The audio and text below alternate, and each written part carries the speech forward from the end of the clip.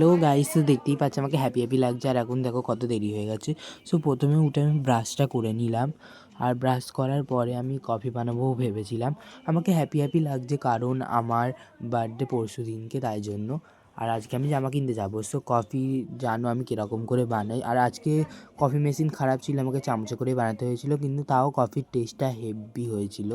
তারপরে আমি চান করতে ঢুকে গেলাম, কস্টেট পরবো ভেবেছিলাম। আজকের এই শ্যাম্পুটা ইউজ করে আজকে আমি চানটা করলাম, যে শ্যাম্পুটা ইউজ করার পরে আমার চুলটা স্মুথ হয়ে যায়। তারপর নিভিয়ার ময়শ্চারাইজার মাখিয়ে আমি মুখের মধ্যে, এখন শীতকালে। তারপর আমি পরীক্ষা থাকা সত্ত্বেও আমি স্ট্রেঞ্জার 5 দেখলাম। তারপরে আমি সন্ধ্যেবেলা জামা প্যান্ট কিনতে যাওয়া বলে এগুলো রেডি হয়ে নিলাম। আর আমি নতুন জুতো কিনে নিয়েছিলাম, কারণ আমার পুরনো জুতো অনেক বকখালি গিয়ে ভেসে গেছিলো জলে।